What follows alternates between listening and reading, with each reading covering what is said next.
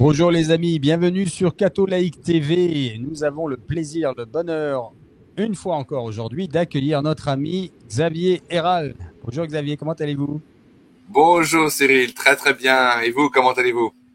Je vous disais en off que j'ai une bronchite qui ne veut pas guérir. Je ne sais pas si lundi je ne vais pas devoir prendre des antibiotiques. Donc je vais vous demander tout de suite les amis de prier pour moi parce que j'ai une semaine très chargée où je dois m'envoler à New York jeudi pour aller faire une interview avec Glenn Hudson. Je vais vous en parler en plus avec plus de détails tout à l'heure. C'est le porte-parole de Conchita Gonzalez, donc de Garabandal, dont nous allons évoquer pas mal de choses aujourd'hui dans l'émission. Et lui aussi, figurez-vous, il est sous corticoïdes depuis hier. Son médecin l'a mis voilà sous corticoïdes et on n'est même pas sûr de pouvoir faire l'interview de la manière dont on avait voulu en face à face. On a une bonne espérance. Je pense que c'est une attaque. Tout est réservé, donc maintenant on peut pas faire machine arrière. Mais en plus, moi maintenant, je suis attaqué parce que ça fait 2 semaines que j'ai cette bronchite et qui ne veut pas guérir. J'ai beau faire tout ce qu'il faut. Et j'ai attendu pour les antibiotiques, mais peut-être que je le ferai lundi, sinon ça serait compliqué après que ça s'empire aux États-Unis pendant que je suis là-bas.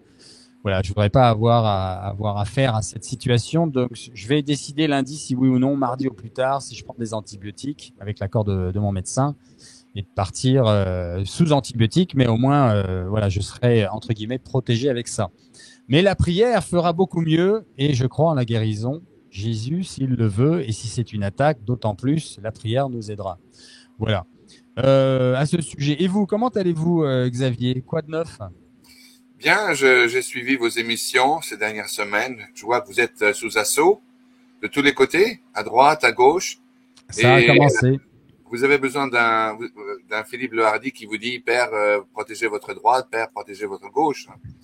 Mais vous êtes vraiment sous attaque.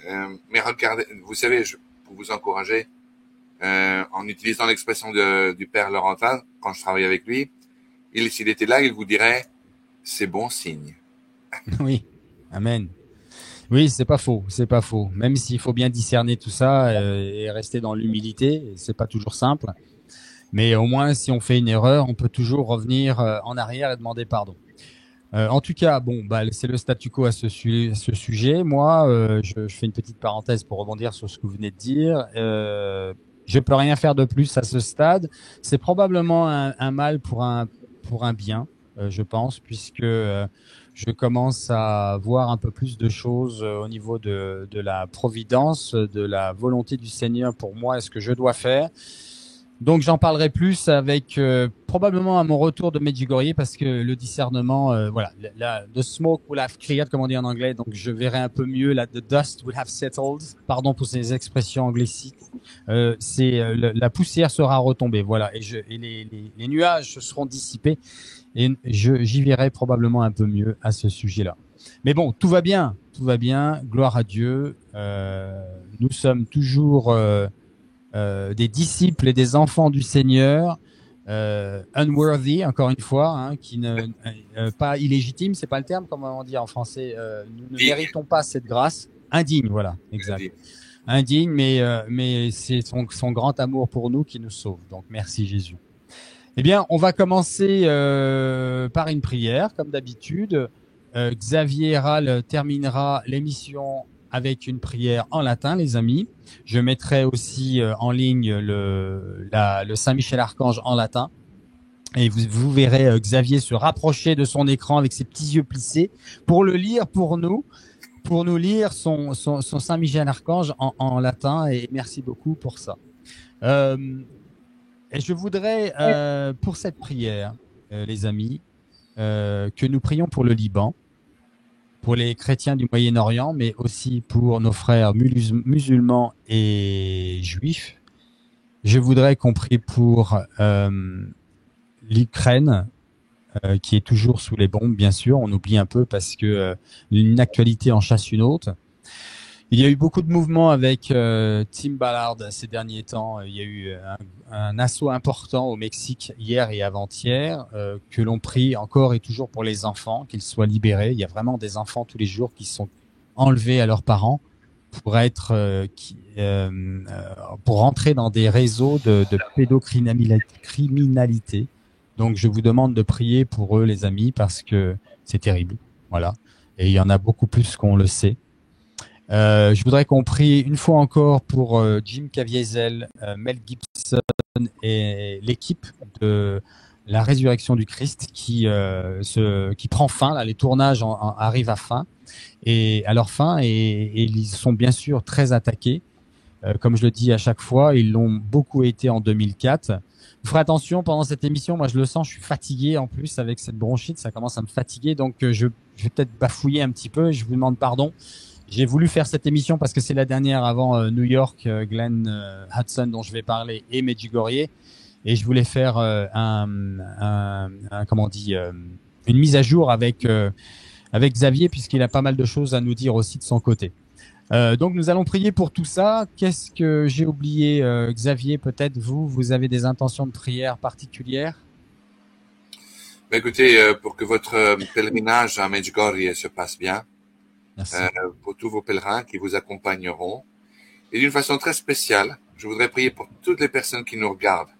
Je sais que vous avez des téléspectateurs qui sont dans l'océan Indien, l'île de la Réunion, en Nouvelle-Calédonie, en Polynésie française, à Saint-Pierre-et-Miquelon, nos compatriotes de Saint-Pierre-et-Miquelon, dans les Antilles françaises, et bien sûr Martinique, pardon de vous couper, Martinique, avant que j'oublie, qui est à feu en ce moment. Je ne sais pas si vous êtes au courant, Xavier, vous avez les infos.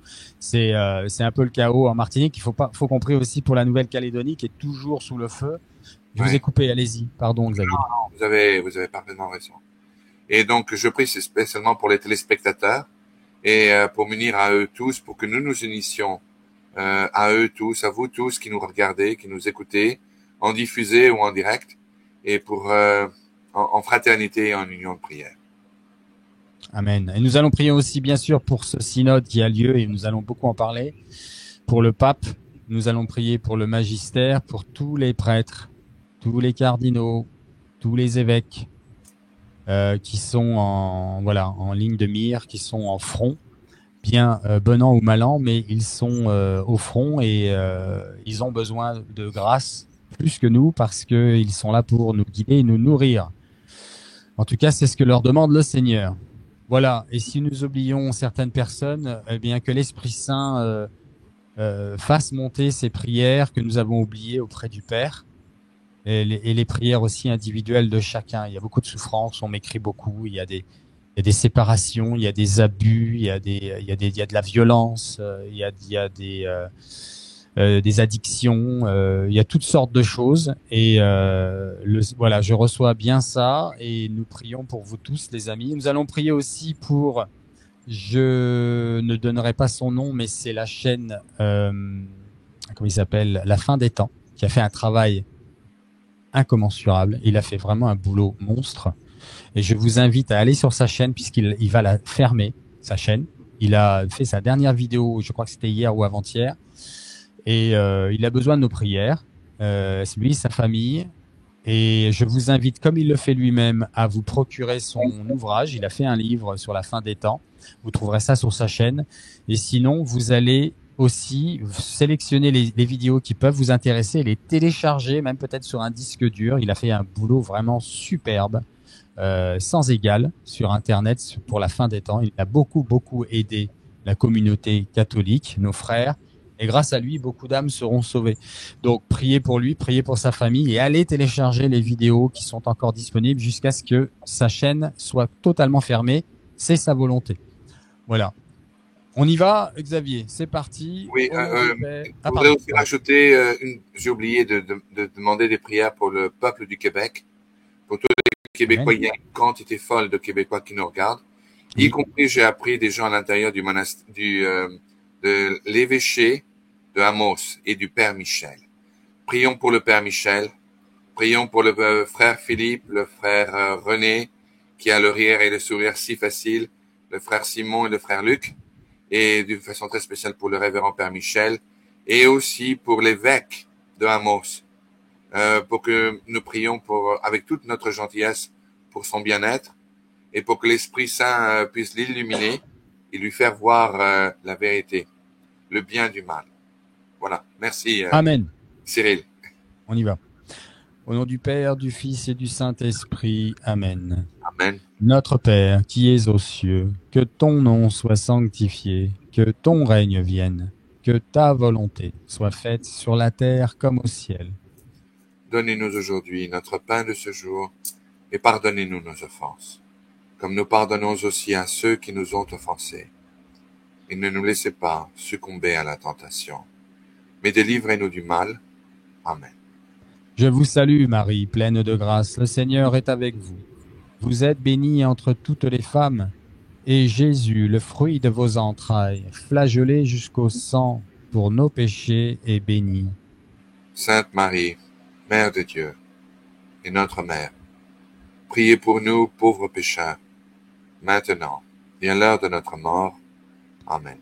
Je vous salue Marie, pleine de grâce, le Seigneur est avec vous. Vous êtes bénie entre toutes les femmes, et Jésus, le fruit de vos entrailles, dont les pieds et mains sont transpercés par des clous, et desquelles plaies jaillissent le précieux sang de Jésus qui nous sauve et nous guérisse, est béni.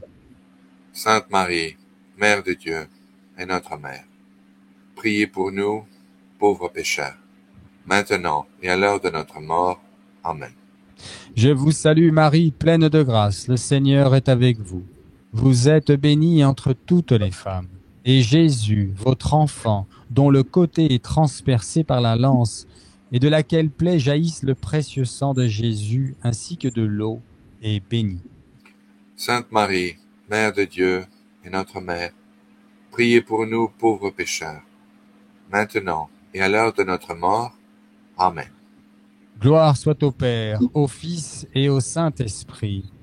Comme il était au commencement, maintenant et toujours, et dans les siècles des siècles. Amen. Ô Marie conçue sans péché, Priez pour nous qui avons recours à vous. Saint Michel Archange, défendez-nous dans le combat. Soyez notre secours contre la malice et les embûches du démon. Que Dieu exerce sur lui son empire, nous vous le demandons en suppliant.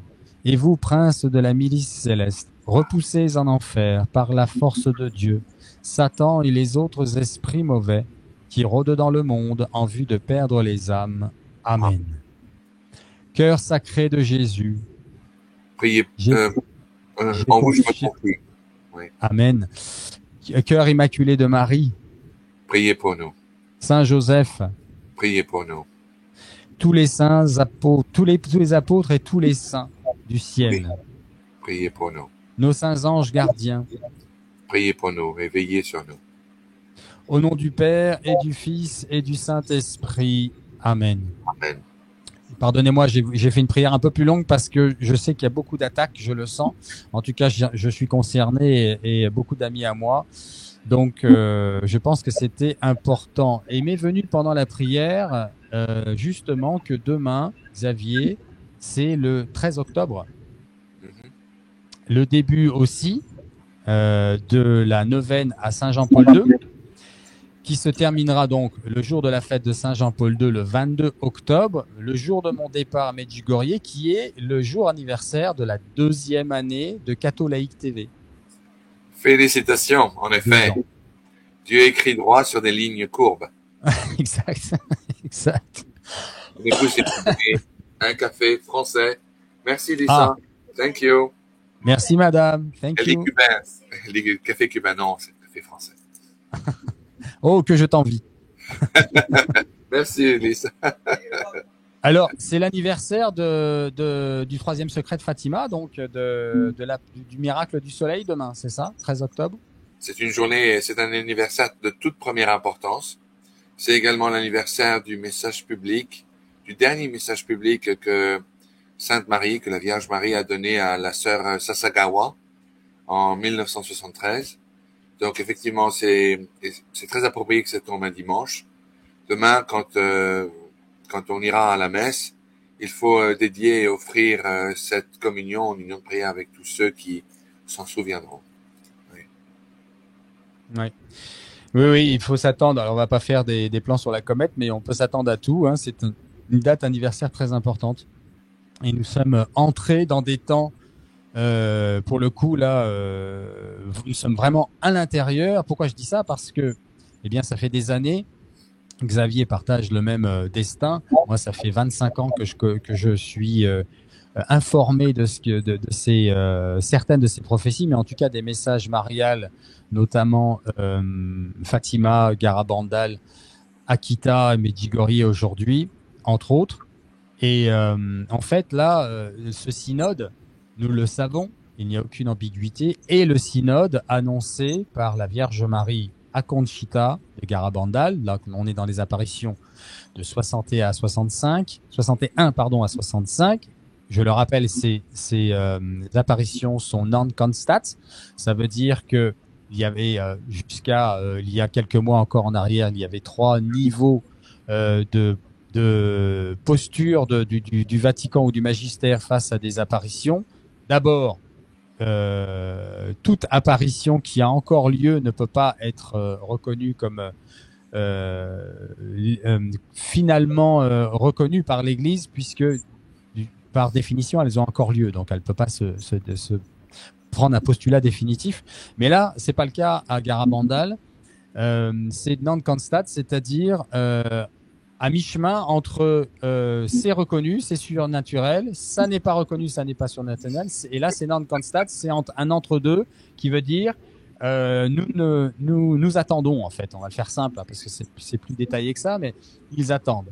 Sachant que le Vatican est très au courant à travers les visites de Conchita, justement, donc, au Saint-Siège, quand elle a rencontré Paul VI, entre autres, qui a, devant toute l'Assemblée, devant toute la place Saint-Pierre, a fait les éloges de Conchita en disant que l'Église est avec Conchita et Conchita est avec l'Église, et que ce qui se passait là-bas était dans le cœur de l'Église catholique. Et donc là, nous sommes rentrés dans les premiers éléments importants, les gros cailloux, on va les appeler, avant l'avertissement. Hein, nous le verrons particulièrement avec Glenn Hudson, si tout se passe bien, que je rencontre le 19, c'est-à-dire samedi prochain. On fera probablement un petit live, encore une fois, si tout va bien, parce que lui, il est malade sous corticoïdes, moi, je risque d'être sous antibiotiques. Alors, je sais pas, tout est réservé, tout est en place. Est-ce qu'on va pouvoir le faire? Prions, s'il vous plaît, chaque jour, s'il vous plaît, les amis. Si vous faites une neuvaine à Saint Jean-Paul II qui commence demain, priez aussi pour ça, pour que ça se passe bien, parce que comme ça, si c'est une attaque, elle sera déjouée. Et on pourra faire cette émission qui est importante, une émission en face à face avec Glenn Hudson, qui, je le rappelle, est le porte-parole, l'unique porte-parole de Conchita González. C'est une encyclopédie sur les apparitions et les messages de Garabandal. Il n'en existe pas d'égal, même s'il y a des gens, et Xavier en est un expert, très érudits, qui connaissent très bien aussi. On n'a pas besoin d'être Glenn Hudson pour pouvoir parler de Garabandal, évidemment. Mais là, on est au cœur du sujet. C'est un ami de Conchita González. Il a évidemment des informations que personne n'a, qu'il ne pourra pas dévoiler, évidemment. C'est pas ce que je dis. Mais ayant un face-à-face, on va parler, on va dîner ensemble. On va préparer cette émission. On le fait déjà en amont. Mais il va en sortir quelque chose de beaucoup plus intéressant que quelque chose qu'on fait en vidéo, en ligne. Et c'est ce que je veux obtenir, parce que nous sommes maintenant dedans. Hein, nous sommes dedans, nous sommes dans ce premier élément, ce gros caillou, comme je disais tout à l'heure, qui est ce synode qu'a annoncé la Vierge Marie à Conchita, mais aussi à ses sœurs. Ils étaient 4, si je me trompe pas, visionnaires, enfants. C'est 4 ou 6, Xavier? C'est 4, hein? 4. Oui. 4, 6, c'est Medjugorje. C'est Medjugorje. Et donc, c'était bien clair, avant l'avertissement, la fameuse illumination des consciences, il y aura un synode très particulier. Là, on n'a jamais eu aussi particulier que ça. On va l'évoquer avec quelques actualités. Beaucoup ne sont pas au courant parce que beaucoup n'ont pas le temps. Donc, justement, c'est un peu notre travail de le faire aussi. Deuxième chose, le pape ira à Moscou. Donc, pourquoi on n'a pas vraiment d'informations, mais on peut imaginer que ça sera lié à une menace, puisque on a cette information. Par contre, c'est que dès que le pape revient, alors pape, quel pape, on n'en sait rien. Le pape qui sera le pape le jour où ça se passera, hein, eh bien, reviendra de Moscou. Dès qu'il revient de Moscou, les Russes attaquent l'Europe. Donc ça, on le sait. Des apparitions de Garabandal. Troisième chose, le communisme reviendra partout. Donc c'est assez, pour le coup, terrible, en ce qui nous concerne, nous, en Europe, en tout cas. Et de là, voilà, viendra l'avertissement une année paire. En tout cas, c'est ce qui a été dit à ce temps-là. Nous finissons l'année 2024, donc la prochaine serait 2026 si c'est pas fait d'ici Noël. Voilà pour les bases qui font que nous sommes rentrés dans des temps particuliers. On n'est plus dans des prévisions, on est entré dans ces fameuses prévisions que nous évoquons depuis des années, et en tout cas sur cette chaîne depuis 2 ans. Vous voulez rebondir là-dessus un peu, Xavier? Non, vous avez très très bien couvert l'étendue de la situation. Effectivement, je sais que en ce qui concerne le voyage du pape à Moscou, cela s'impose en vue du fait que Zelensky revient tout juste d'une rencontre au Vatican avec le pape François. Donc il s'impose. Oui. Donc il s'imposerait effectivement que la contraction se fasse avec Vladimir Poutine, si effectivement il y avait un espace diplomatique digne de ce nom encore au Saint-Siège.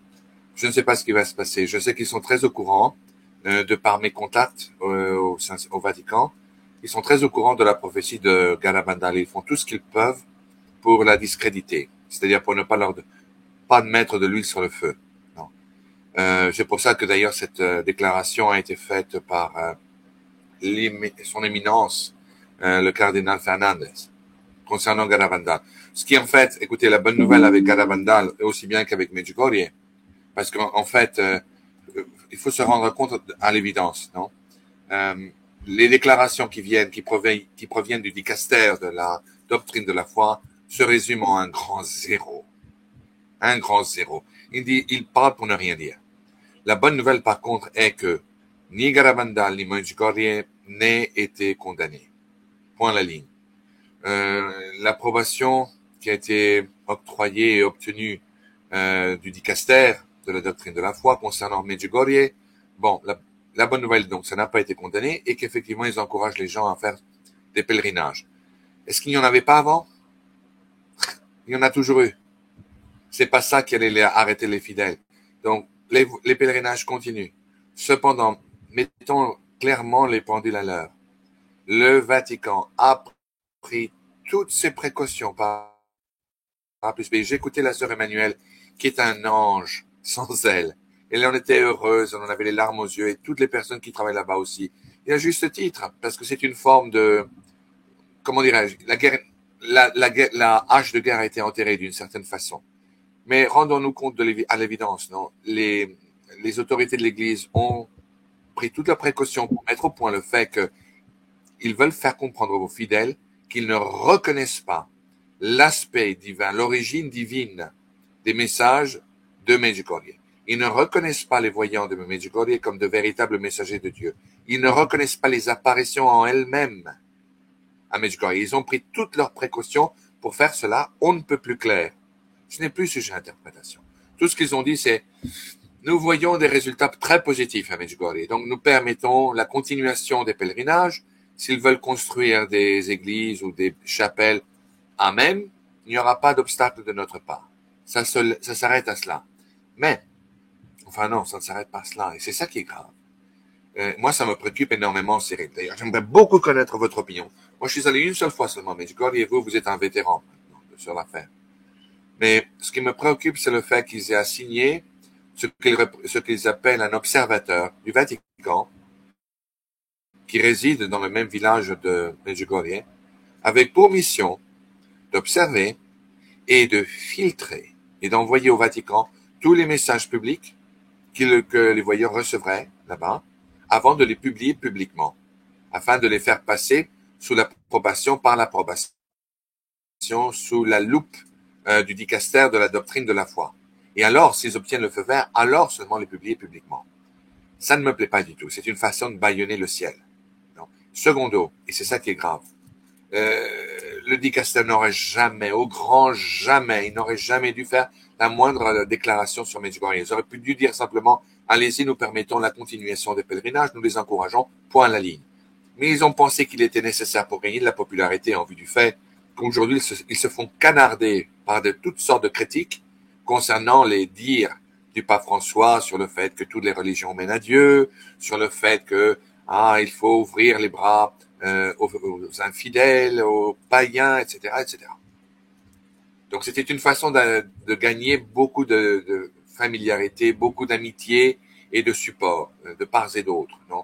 Mais cependant, ce qui est grave, c'est que les 10 secrets n'ont jamais été encore révélés. Le cas d'apparition du temps de l'abbé René Laurentin, de Monseigneur René Laurentin, mais jamais, au grand jamais, cela aurait été recommandé par l'abbé Laurentin et son équipe que cela soit déclaré. C'est un cas d'apparition qui est continu. Les 10 secrets n'ont pas été révélés. Et en plus, cet observateur, si par mégarde, il venait à que les 10 secrets soient révélés maintenant, il ne serait pas autorisé publiquement avant qu'il passe par le filtre de l'observateur et l'approbation du Saint-Siège. Cela, mesdames et messieurs, s'appelle du bâillonnage, en bonne et due forme. C'est-à-dire, c'est mettre un bâillon sur la voie du ciel pour permettre ce qui est convenient seulement d'apparaître. C'est scandaleux. À titre de quoi? Non. C'est équivalent à dire, nous sommes plus sages. Avec l'autorité que le Christ a donnée à l'Église, nous sommes plus sages que le ciel lui-même, qui nous a donné cette autorité.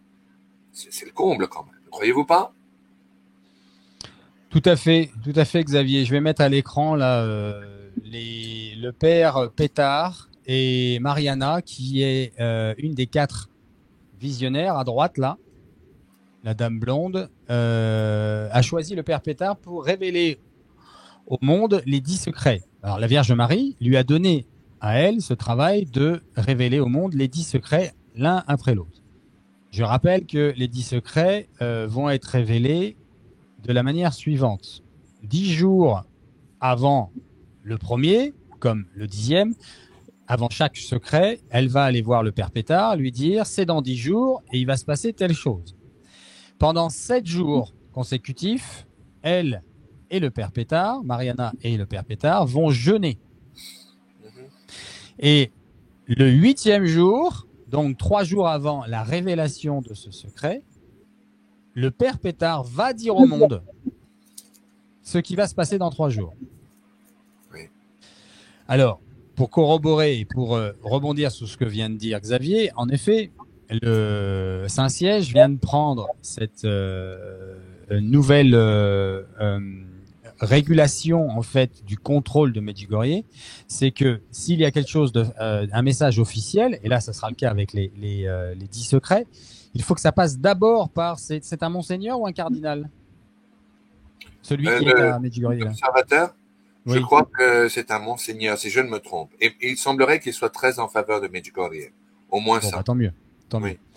Enfin, c'était anecdotique, mais c'était pour être exact. Et donc, ce monseigneur, si c'est un monseigneur, va devoir filtrer ou alors transmettre au Saint-Siège, donc le pape et ses acolytes, son entourage, je sais pas qui va commander là-dedans, pour révéler ou pas, eh bien, ces messages dont font partie les 10 secrets. Mais là, je fais une parenthèse personnelle.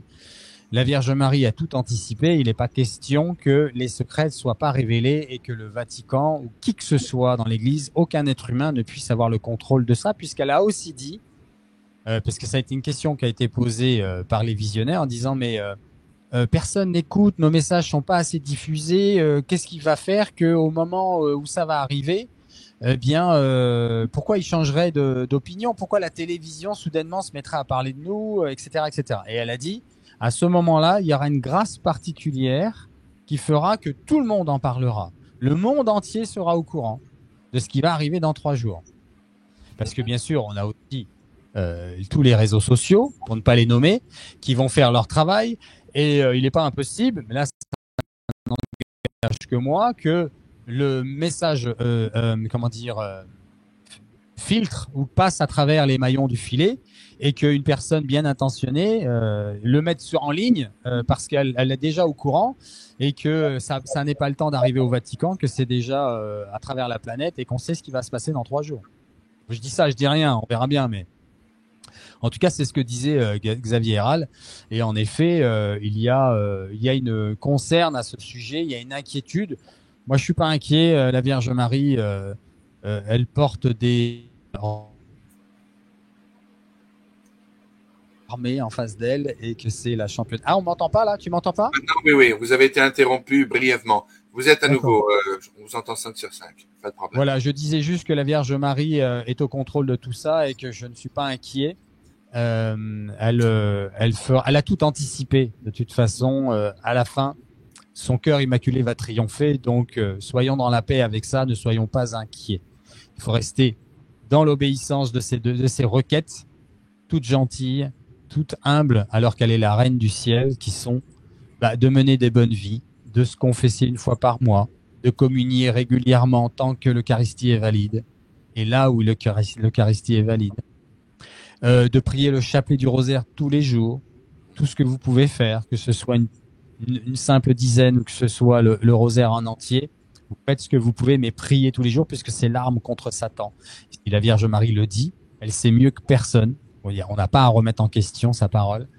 À jeûner pour ceux qui le peuvent et qui sont en santé pour le faire. Il faut toujours faire attention avec ça. Et lire la parole divine, la parole de vie qui est Jésus incarné, l'évangile. Voilà. Je vous laisse rebondir, Xavier, à ce sujet.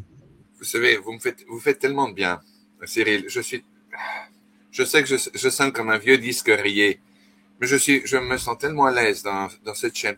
Je vous l'ai dit auparavant, quand je viens ici, je respire l'air de France et j'ai le mal du pays très souvent vivant ici de ce côté de l'Atlantique. Et tout ce que vous avez dit, c'est la pure perfection. J'ai beaucoup de difficultés en vivant aux États-Unis, en croisant le fer avec d'autres chaînes podcasts, en écoutant parfois le charabia qu'ils racontent. Vous savez, même des grandes chaînes qui ont une certaine réputation. J'ai beaucoup de mal à calmer mes feux.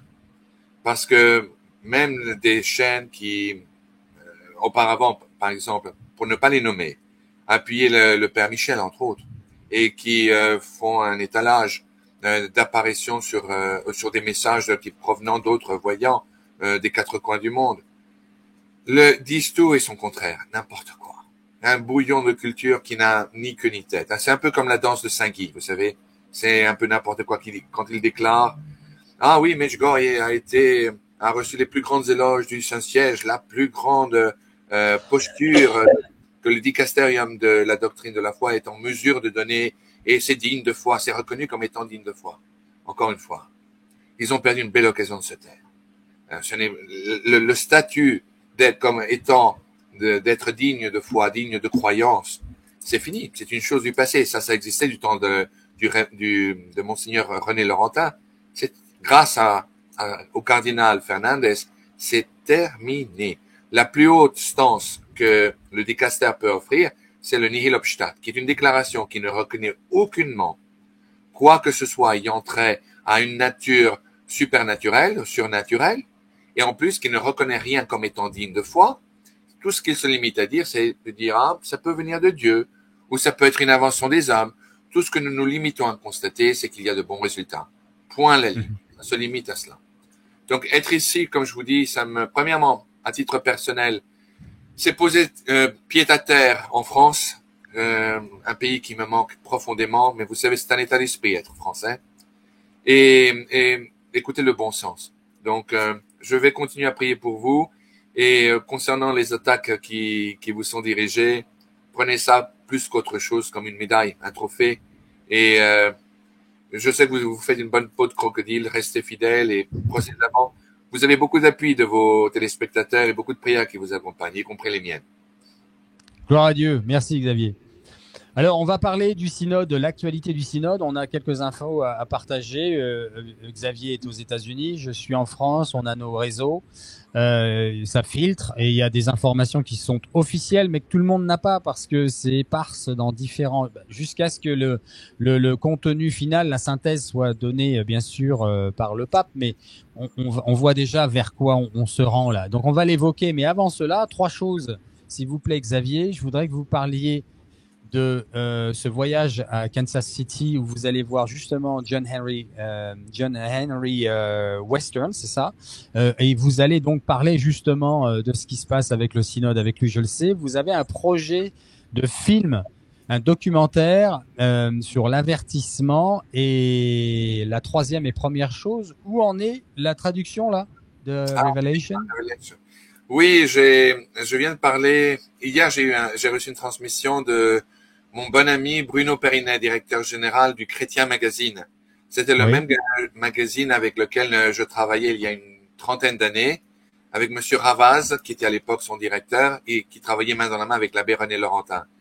Il m'a annoncé que le livre sera terminé, il estime, d'ici la fin novembre. Donc, Super. je vais lui envoyer un nouveau chapitre, qui sera le 10e chapitre, le nouveau 10e chapitre de mon livre, qui a trait au père Michel Rodrigue.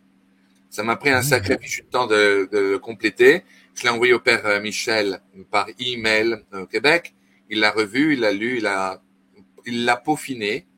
Donc, il l'a maintenant en main. Il m'a annoncé que d'ici novembre, fin novembre, le livre sera disponible. Donc, d'ici Noël, je crois qu'il sera disponible pour nos chers compatriotes. J'espère qu'il vous plaira.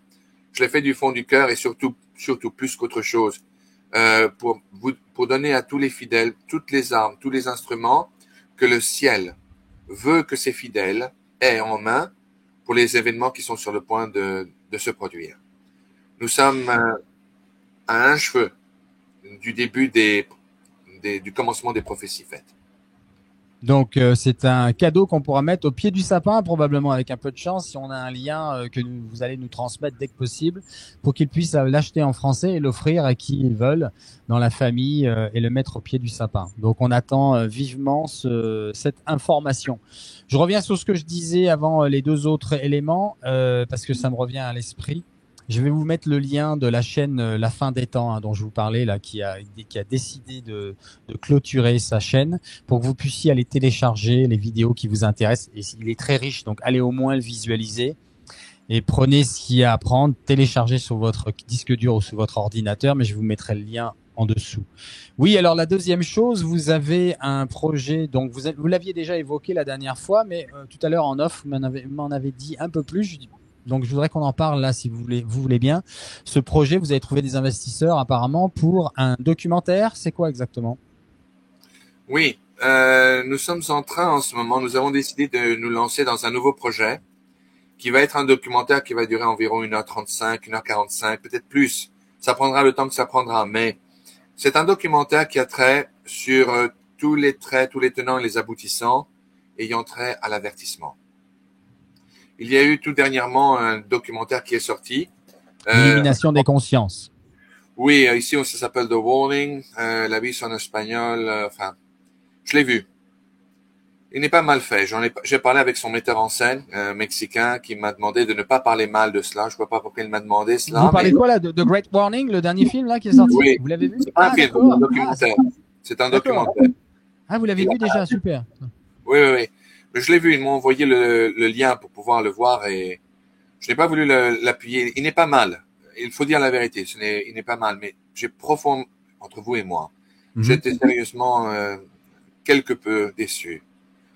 Conchita Gonzalez n'est pas une seule fois mentionnée, n'est-ce pas? Évidemment, le père Michel ne l'est pas, alors que 90% de toutes les informations, tous les matériaux qui sont discutés là proviennent absolument des révélations, même des expressions que le père Michel utilise. Il n'est pas mentionné une seule fois. On comprend pourquoi, n'est-ce pas? Christine Watkins, qui travaillait auparavant avec le père Michel, nous en avons déjà parlé, ne travaille plus avec lui, il a tourné la page. Surtout quand les choses allaient mal. Bon, cela étant, j'ai trouvé c'était un bon documentaire, mais il y avait des choses qui n'avaient rien à voir, comme par exemple le cas d'un homme qui perdait la foi et qui soudainement a eu une apparition de Sainte Thérèse d'Avila, ou un homme qui se faisait attaquer dans sa chambre d'hôtel par un démon et il est venu à appeler Dieu. Qu'est-ce que ça a à voir? Enfin, c'est intéressant. Il y avait des gens aussi qui avaient ce qui s'appelle des near-death experiences, des cas, je ne sais pas comment on dit ça en français, figurez-vous. De mort imminente. Des cas de mort imminente. C'est-à-dire ils basculent, ils voient la lumière de l'autre côté, le tunnel. Oui, il y a une expression en effet. C'est ça. Exactement. Et c'était très intéressant, c'était très touchant et spirituellement c'était positif. Mais je ne voyais pas le lien avec le grand avertissement. Et surtout entre vous, encore entre nous. Il est sans le moindre doute, reconnu que c'est Conchita González qui est probablement la voyante, le messager de Dieu principal qui a apporté à l'attention publique cette annonce de l'avertissement qui est supposé venir. Le père Michel aussi, d'une façon moindre, parce qu'il est apparu des années après Conchita González, mais il a confirmé, il a donné beaucoup plus de détails encore. Non, mais pas un traître mot sur Conchita González, pas un traître mot sur les détails, et surtout pas un traître mot comment se préparer pour cet événement. Bon. Alors moi et nos amis, nous nous sommes rencontrés, et des Américains de New Jersey, dont un grand héros de football américain, je ne mentionnerai pas son nom parce que c'est un homme très très humble, Okay. mais qui a décidé de mettre les fonds sur la table tout de suite. Je ne lui ai pas demandé, je lui ai dit, écoutez, je lui ai même dit, je ne veux pas que vous vous sentiez obligé. Nous parlons d'un projet que nous avons en tête, mais vous n'avez aucune obligation, je vous en prie. Ne vous sentez pas obligé de faire cela. On se remet au pied de la croix, à la grâce de Dieu.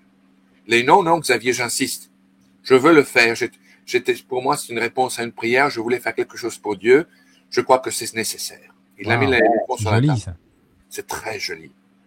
Et nous avons trouvé un studio américain, un peu amateur, mais très professionnel, qui ont fait déjà de très très bonnes œuvres, qui a accepté de faire le travail pour nous. J'ai déjà commencé le script et j'ai l'intention de m'y mettre à fond, même quitte à passer des nuits blanches. Mais je suis devenu passionné sur le cas. C'est pas pour faire une compétition ni rien de ce genre. Ça, c'est de la médiocrité. C'est simplement l'objet. C'est comme le livre. L'objet est pour nous de disparaître, de diminuer, pour que le message du ciel augmente, comme disait Saint Jean le Baptiste. Non, c'est ce qui manque le plus dans ce genre de milieu dans lequel nous sommes tous engagés. C'est de savoir s'éclipser pour que le message que le ciel veut que les fidèles reçoivent, écoutent, soit appliqué dans leur vie, pour qu'ils se préparent, pour qu'ils se convertissent à temps. Car sachez ceci, je crois que nous en avons plusieurs fois parlé. La Vierge Marie, aussi bien à Garabandal qu'à travers le révérend Père Pio, le Padre Pio, Saint Padre Pio, a plusieurs fois dit que le jour viendra où les gens voudront se convertir, mais pas du cœur, ce sera pour sauver ça, par intérêt. Il s'agit donc de prendre tout cela sérieusement en considération et de recevoir véritablement sur un plateau d'argent une offrande du ciel pour le salut des enfants de Dieu. Le reste est insignifiant. Les personnes sont insignifiantes. Le ego, les apparences, tout ça, c'est du plastique. Ça ne durera pas. Par contre, vraiment, il faut prendre très au sérieux l'appel que le ciel nous fait, exactement comme il le fut à travers ces 3 jeunes enfants de Fatima, où il fut envoyé l'avertissement aux hommes de se convertir à temps, avant qu'il ne soit trop tard, avant que les conséquences ne tombent sur l'humanité. Cela a été le message principal de Fatima. Convertissez-vous, revenez à mon fils Jésus-Christ. Si vous ne le faites pas, c'était toujours conditionnel. Et rappelez-vous ce que le père René Laurentin disait toujours, la nature même de toute prophétie est d'être changée. Non, à travers la prière, la conversion, la réaction des fidèles. Même chose aujourd'hui, à l'exception qu'il y a une seule différence entre les avertissements de Fatima et ceux d'aujourd'hui. La différence est que les conséquences seront infiniment plus désastreuses si nous ne décidons pas de rejoindre Dieu, de retrouver le Jésus-Christ et de se convertir quand il est encore temps. Et l'avertissement doit être bien compris. Ce sera littéralement notre dernière chance. Avant que les événements aient lieu, ce sera notre dernière chance de nous convertir, de revenir à Dieu du fond du cœur, de changer nos cœurs, de changer nos âmes, de déclarer la guerre aux médiocrités internes qui nous habitent. Donc, ce projet est en cours. Je vais également vous demander simplement une seule chose à tous nos téléspectateurs, rien de plus que vos sincères prières, vos intercessions, même à vos familles qui sont au paradis, demandez-leur d'intercéder pour nous, pour que cela soit vraiment l'œuvre de Dieu et non pas celle des hommes. Je vous propose de faire un Je vous salue Marie en latin tout de suite à cette intention. Ça vous va? Bien sûr. Avec tous les auditeurs. Allez, on est avec vous. Allez-y. In nomine Patri, et Filio, et Spiritus Sancto. Amen. Amen. Ave Maria, gratia plena. Dominus tecum, benedicta tu in mulieribus, et benedictus fructus ventris tui, Iesus. Sancta Maria, Mater Dei, et Mater Nostrae, ora pro nobis, peccatoribus, nunc, et in hora mortis nostrae. Amen. Amen. Au nom du Père et du Fils et du Saint-Esprit. Amen. Merci Xavier. Alors, les auditeurs ne vont pas du tout s'en rendre compte. Moi, j'avais pas prévu, mais comme je sens que je suis un peu pris là, je vais cliquer sur pause et dans 2 secondes, on est en ligne encore une fois. Pendant ce temps-là, moi, je vais me faire une petite tasse de lait chaud avec du miel. Bougez pas, je clique sur pause. Voilà, nous sommes de retour. J'ai ma petite tasse de lait chaud avec du miel. Merci pour votre patience, mon ami Xavier. Alors, on était en train de parler de ces 3 choses que j'avais demandé à ce que vous mettiez en avant. On vient de prier donc pour ce projet que l'on espère être le plus rapidement possible parce qu'en effet, vous avez tellement de choses à vouloir. On a bien compris ce que vous disiez. Quand vous ne voyez pas toute cette connaissance être transmise en fait dans les documentaires actuels, bah, c'est frustrant. Vous dites mais il y a tellement de choses à dire en plus. Et donc vous avez ces informations et c'est superbe que vous puissiez faire ce documentaire et on va bien prier pour ça. On va garder ça dans nos prières. 3e chose, donc vous partez à Kansas City, c'est Wednesday, c'est mercredi, c'est ça? C'est ça, oui. Vous allez rencontrer qui et faire quoi? Je vais rencontrer une personnalité vraiment ici, en tout cas en Amérique du Nord. C'est un Canadien de l'État de Ontario. Il s'appelle John Henry Weston. Okay, Oui, c'est le CEO, Chief Executive Officer, ou alors en français ce serait le PDG. Le PDG de la chaîne qui s'appelle Live Site News. C'est une grande chaîne de reportages catholiques. Et il organise toutes les années ce qui s'appelle un Rome Conference. Celui-ci est en exil cette année en particulier pour des raisons qui sont multiples. Mais on se rencontre en Missouri, donc moi je suis l'un des invités d'honneur pour pouvoir parler sur les apparitions de la Vierge Marie le 17, le 18. J'arrive le 16, je serai là voilà. C'est ce monsieur que vous voyez qui s'appelle John Henry Weston. C'est un homme absolument remarquable. Il n'a, comme on dit en anglais, il n'a pas la moindre ambition, sinon celle de servir l'Église catholique. Il n'essaie pas d'attirer l'attention sur lui, bien au contraire, c'est un homme de famille remarquable. Ça, c'est son épouse, comme vous le voyez ici, une dame absolument charmante. Ils ont des enfants qui sont absolument merveilleux, tous dédiés et amoureux de l'Église, des sacrements, particulièrement du Saint-Sacrement de l'autel. Et l'objet de cette conférence au Missouri sera celle de l'Église catholique et des messages que la Vierge Marie et le ciel envoient aussi bien à l'Église qu'aux fidèles. C'est-à-dire les fidèles font partie de l'Église, mais tout ce qui a trait aux événements à venir.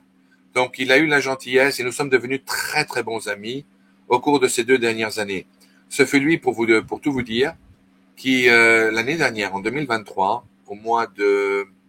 c'était au mois de juillet si je ne me trompe, ou au mois de juin, ce fut lui qui, lorsque tout le monde a abandonné le Père Michel à cause de cette histoire de prophétie qui ne s'est pas accomplie, ayant trait à la mort des 2 papes, non, et cela a été déjà éclairci. Non. Eh bien, vous savez, cette chaîne américaine qui l'appuyait, qui propageait partout, ces émissions l'ont complètement abandonné, alors que tout le monde, surtout aux États-Unis, tout le monde lui est tombé dessus, en l'accusant de toutes sortes de noms, de faux prophètes. Je vous coupe, Xavier, juste pour dire à nos auditeurs que si vous ne comprenez pas de quoi on parle là, Xavier évoque ce qui s'est passé avec les prophéties donc du Père Rodrigue, dont nous avons élucidé la situation clairement dans une émission qui date maintenant à quelques mois. Mais vous allez sur ma chaîne et vous trouverez les interviews avec Xavier Herral sur le Père Michel Rodrigue pour avoir la clarification de tout ça. Pardon, je vous ai coupé, allez-y. Non, je vous en prie. Donc, John Henry Weston fut le premier journaliste après avoir écouté ce qui s'était passé, car il ne connaissait pas du tout les tenants et les aboutissants de cette affaire. Je l'ai appelé puisqu'il m'avait interviewé pour la promotion de mon livre à l'époque. Et je lui ai dit, écoute, John Henry, j'ai besoin de ton aide. Voilà ce qui s'est passé. Est-ce que tu serais disposé a prêté un microphone et une antenne au pauvre Père Michel qui se fait canarder de toutes sortes d'insultes et de calomnies. Mais Xavier, bien sûr, c'est très vil ce qui est en train de se passer. Tu parles au Père Michel aujourd'hui même et tu lui dis que la machine est à sa disposition, il n'a qu'à me dire quand et où.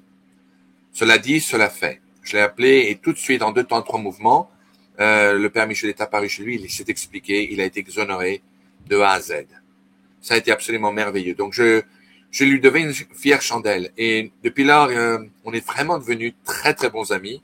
On s'est rencontrés une seule fois. J'ai eu le plaisir de rencontrer sa charmante épouse également à Fort Lauderdale.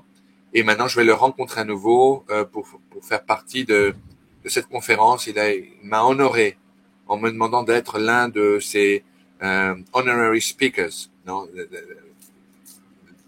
invité spécial. Invité spécial. Oui. Et ce qui me fait très plaisir, c'est que je suis le seul Français là.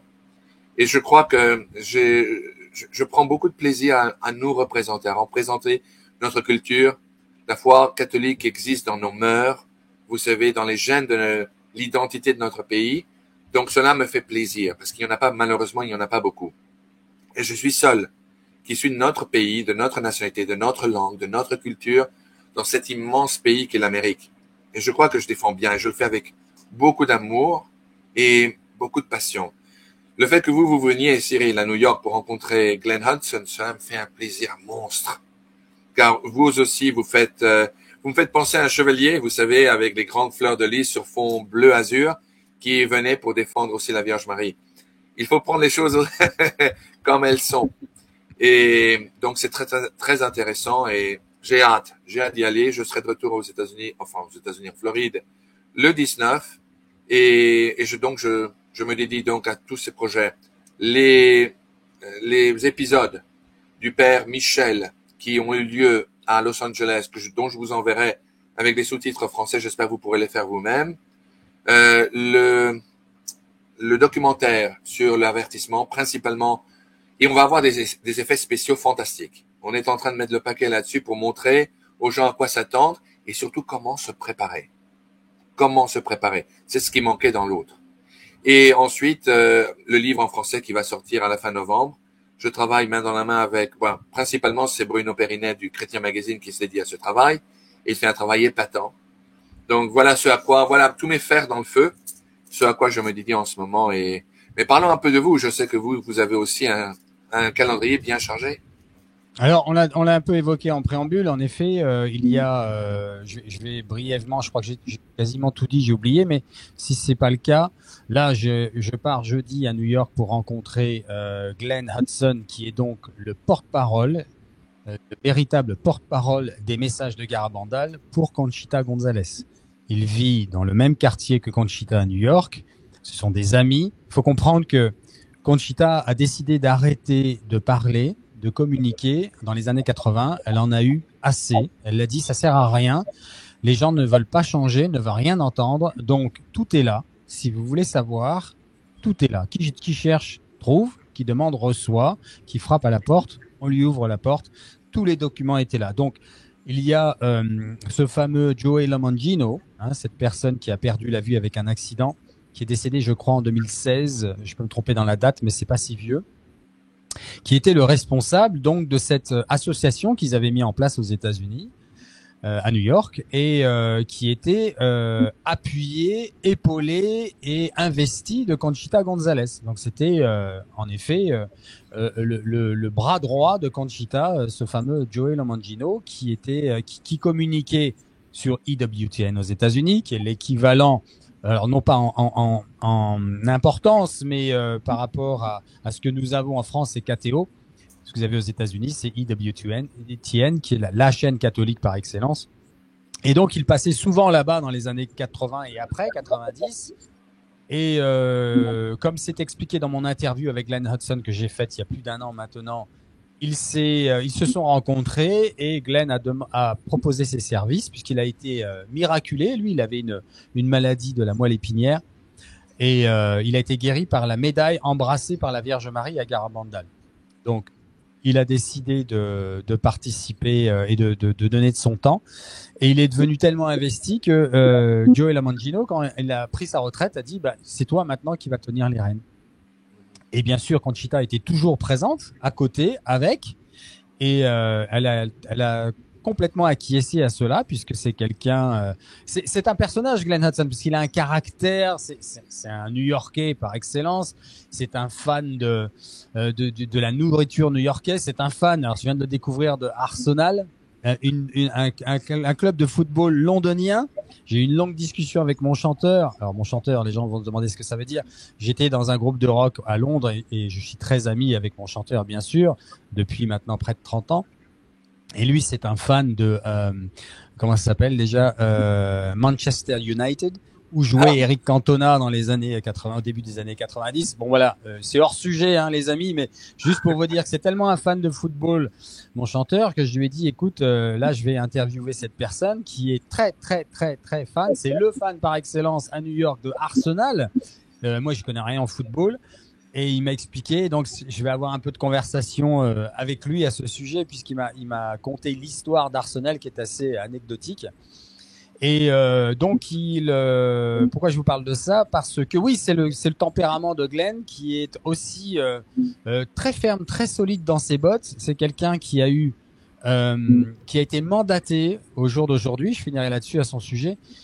Il est mandaté pour ne parler que de Garabandal, alors qu'il connaît très bien les autres apparitions. Donc, je sais de quoi je parle. Quand vous discutez avec lui et que vous commencez un peu à biaiser, à partir sur autre chose, là, il vous ramène tout de suite dans le carcan. Sinon, moi, je ne vais parler que de ça, sinon on arrête. Donc, il faut savoir le prendre. C'est quelqu'un de charmant, cela dit en passant. Ils ont eu une épreuve terrible. Ils ont perdu leur fille l'année dernière, un accident dramatique. Donc voir son enfant partir avant soi, c'est inacceptable et impossible. Donc il a eu besoin de beaucoup de prières et je vous demande de encore prier pour lui parce que il est en ce moment tombé malade. Depuis hier, il est sous corticoïdes parce qu'il a un problème avec ses bronches. Pareil, comme moi, c'est assez éloquent qu'on ait le même problème. Moi, je suis pas encore sous corticoïdes, mais j'ai eu ça dans les années passées. Donc je sais ce qu'il traverse. Nous avons rendez-vous samedi.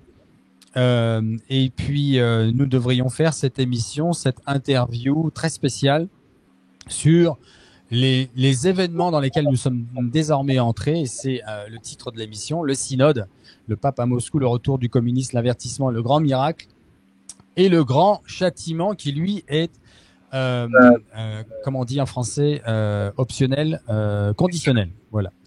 Parce que il dépend de comment l'humanité va se comporter après le grand miracle. Donc ça, c'est pour l'actualité. C'est une actualité évidemment importante. Je vous montrerai de manière anecdotique ma paroisse à New York quand j'y étais je vivais en 2010 à New York. Et sinon, après, dès que je rentre de New York, j'atterris à Paris le 21 au matin et le 22 après-midi, nous partons. Je vais avoir le bonheur d'accueillir 34 pèlerins pour aller à Medjugorje. C'est clôturé maintenant. Et nous allons 8 jours à Medjugorje et c'est toujours un temps extraordinaire là-bas, un temps fort, spirituel, merveilleux. Et d'avoir fait cette première expérience avec l'équipe, avec les pèlerins du mois de juillet dernier, c'est gravé dans le cœur. C'est des moments que vous vivez éternels. On est hors sol en fait. Et c'est pas du tout psychologique ou émotionnel. C'est ça qui est merveilleux et que je souligne. Attention, parce que je sais faire la différence. C'est spirituel. C'est-à-dire que dès qu'on arrive là-bas, il y a une chape. C'est la Vierge Marie. Elle est là. Elle est présente et c'est transcendant, c'est troublant, de merveilleux. Ce que ça change un homme, ça change un être humain. Même les enfants, il y a tellement d'anecdotes, tellement de miracles, mais on n'y va pas pour ça. On y va pour une conversion du cœur. On y va pour aller s'imbiber de la vérité et de la présence du ciel qui est là-bas. C'est le dernier endroit où la Vierge Marie apparaît. Elle l'a dit. Elle vient terminer ce qu'elle a fait à commencer à Fatima et c'est les dernières apparitions du monde avant la fin des temps. Donc voilà, et donc je serai de retour en France le 1er ou le 30 octobre, donc 1er novembre. Je sais plus exactement. Voilà pour mon actualité. Il y a d'autres choses, mais j'en parlerai après, dès mon retour, parce que ça doit être réfléchi, ça doit être pondéré. Je dois prendre des décisions et on verra ça à mon retour. Mais là, pour l'instant, mon focus, il est sur Glenn Hudson avec Conchita derrière lui. Même si je ne rencontrerai pas Conchita, c'est pas possible. Je l'ai pas demandé en même temps, mais c'est pas que c'est pas utile, c'est que ça fait pas partie de ce qu'elle a prévu de faire de toute façon. Mais on va parler de Conchita puisqu'elle a pris la parole en 2019 pendant le Covid. Et là, on va avoir vraisemblablement des informations toutes nouvelles et toutes fraîches, non seulement sur ce qui se passe dans le monde aujourd'hui aux yeux de Garabandal ou à la lumière, pardon, de Garabandal et de Conchita Gonzalez aussi. Je vous demande de prier pour ça. Je fais un appel aux dons. Moi, je le fais sur ma chaîne parce que je ne vis que de ça maintenant. Et je ne me cache pas derrière mon petit doigt. Je veux le faire pour le Seigneur, à la façon du Seigneur. Je suis attaqué, évidemment. Je le disais dans une autre vidéo, on ne se fait pas 45 000 amis sans se faire quelques ennemis. C'est inévitable. Euh, Petite parenthèse pour les personnes qui pourraient avoir une mauvaise opinion de cela. Si j'avais voulu faire de l'argent dans un business ou un autre, je me serais pas lancé dans la foi catholique. S'il y a bien une niche où il n'y a pas d'argent à faire, c'est dans la foi catholique, où vous n'êtes qu'attaqué et où tout le monde s'en fout. Ok, ça n'intéresse personne la foi catholique, à part nous, les catholiques, et encore lesquels. Donc ne croyez pas ça. Par contre, j'ai besoin de vos dons. Cette chaîne commence à me faire vivre, non pas au niveau de ce que ça a pu être dans ma vie professionnelle de l'immobilier, mais en tout cas, ça me permet d'être concentré à 100% et voilà, le but, ça va être de développer cette chaîne et d'apporter des informations qu'on n'a pas ailleurs. Voilà, ça c'est le travail que je me donne à faire dans cette chaîne Catho Laïque TV. Et ce qu'elle sera, je n'en sais rien, parce que c'est la Providence qui va me le dire au fur et à mesure. Moi, je suis 24 heures sur 24 avec maintenant, même si, bien sûr, je fais d'autres choses dans la journée, comme prendre une douche, laver mon linge et aller faire des courses. Mais maintenant, je ne fais que ça. Et puis, il y a beaucoup de choses qui se préparent, et je l'évoquerai encore une fois à mon retour de Medjugorje. Xavier, je voulais maintenant, comme le titre nous le dit, que nous parlions du synode. Qu'est-ce qui se passe en ce moment? Qu'est-ce qui s'est déjà passé? Qu'est-ce qu'on voit venir? Quelles sont vos informations? Sans rentrer dans des polémiques nuisibles, en se basant sur des faits et en étant succinct. Qu'est-ce qui s'est passé cette semaine? Eh bien, premièrement, il semblerait que de nouveaux sujets qui étaient considérés tabous, comme par exemple le sacerdoce féminin, est revenu sur la table. Il semblerait que, incroyablement, à la bonne surprise de nombreux catholiques, le fait qu'il y ait des femmes deacons, non, a été déclaré comme des diacres, oui, des femmes diacres. Cela a été rejeté. Diaconesse, je crois qu'on dit en français. Oui, diaconesse. Diaconesse. En anglais, on dit diaconesse. Diaconette. Oui, exactement. C'est ça. Et il semblerait que c'est définitivement, à la majorité, ça a été décidé. Il a été décidé que cela ne se passera pas. Cependant, il y a d'autres cas qui sont discutés en secret, ce qui en soi est une contradiction. Vous savez, à la déclaration du pape dernièrement déclarant certes de nouveaux cas comme étant des péchés, entre autres le péché de la synodalité, contre la synodalité. La synodalité a pour objet de parler ouvertement de tous les sujets ayant trait à la foi catholique. Si c'est le cas, on se demande dans ce cas-là pourquoi est-ce qu'il y a certains sujets dits sensibles qui sont discutés seulement en secret. C'est une contradiction en soi de dire une chose, encore une fois, dire tout et son contraire. Non. Cela, en accord à la définition du pape de ce que serait le péché contre la synodalité, s'avère être une chose permise et encouragée par le pape. On ne comprend pas très bien pourquoi, mais cela est discuté. Je vois tous les jeudis soirs à 20h, heure de New York, en direct sur EWTN, Eternal Word Television Network, l'équivalent, comme vous venez de dire tout à l'heure, de la chaîne Catho en France, c'est la chaîne américaine, un reportage fait par un fameux journaliste américain qui s'appelle Raymond Arroyo. Non? Ah oui. Il donne un rapport avec le Papal Posse de tout ce qui se passe toutes les semaines au synode de synodalité. Donc, il y a beaucoup de discussions qui sont abordées, mais ce qui choque de nombreux catholiques une fois de plus, c'est le fait qu'il y a des non-catholiques qui participent à ce synode, y compris des prêtres anglicanes, je dis bien anglicanes au féminin, n'est-ce pas, des laïcs, des non-catholiques, etc. Voilà, ça c'est Raymond Arroyo de EWTN. Donc tous les soirs, d'ailleurs on peut le voir depuis la France, mais c'est Oui. malheureusement pour les Français, c'est en anglais naturellement. Raymond Arroyo est un excellent journaliste qui connaissait la mère Angelica, qui était la fondatrice de cette chaîne de télévision. Tous les soirs, tous les jeudis, à 20h, heure de New York, qui est, bon sang, ça représente 2 heures du matin, heure de France, en direct, malheureusement. Cette émission passe tous les jeudis soirs aux États-Unis pour donner les derniers rapports. Je crois que ça passe le lendemain matin, aux États-Unis le samedi, ce qui serait début après-midi française. Pour voir cette chaîne en direct en France, il faut faire de www.ewtn.com et quand vous verrez le menu en haut, vous verrez TV. Et ensuite, vous pouvez appuyer sur TV Live, L-I-V-E. Et en appuyant dessus, vous voyez la chaîne en direct. Même depuis la France, ça ne vous coûte pas un centime. Donc, c'est une excellente chaîne, mais il faut être anglophone pour pouvoir comprendre ce qui est dit. C'est une excellente chaîne. Y compris, ils font le chapelet de la Divine Miséricorde tous les jours à 3 heures de l'après-midi, heure de New York, ce qui fait 9 heures du soir, heure française. Et ils font le chapelet, ils font des messes en direct. C'est une très, très belle chaîne. Voilà Mère Angelica, la fondatrice de cette chaîne qui a été fondée au début des années 80. Et Raymond Arroyo, qui est son côté, c'était vraiment son aide de camp à l'époque, lorsqu'elle était en vie. Elle est morte il y a quelques années, le jour de Pâques. Il n'y a pas de doute qu'un jour, cette bonne sœur sera, sans le moindre doute, canonisée un jour. Enfin, voilà. Donc, en ce qui se passe au synode aujourd'hui, les événements continuent à prendre leur cours. Il y a eu une réponse de son éminence, le cardinal Sarah, au Cameroun, il y a quelques jours, qui effectivement s'est plaint que certains sujets qui avaient déjà été réglés, comme par exemple le sacerdoce féminin, soient nouvellement abordés et remis à la charge de ce synode.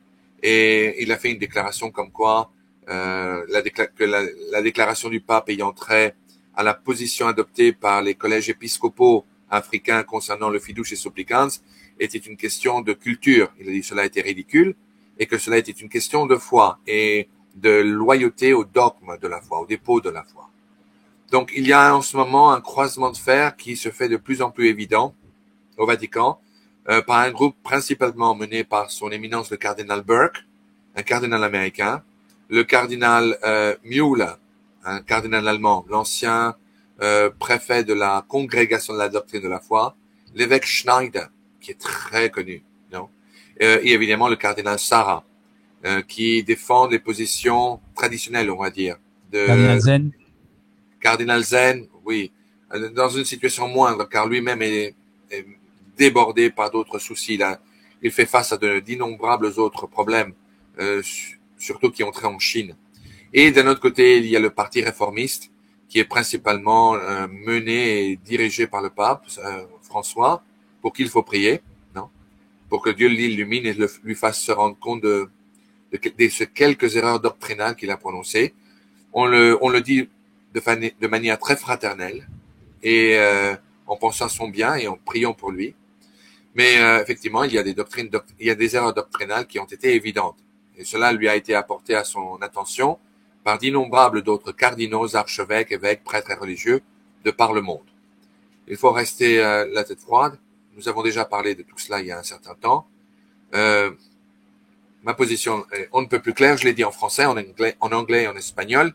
Je suis en complet et total désaccord avec la politique de Saint-Siège, à partir de même de Fiducia Supplicans, l'histoire de la Pachamama, qui était un véritable poème, Amoris Laetitia, et d'innombrables d'autres histoires, les déclarations comme quoi toutes les religions mènent vers Dieu.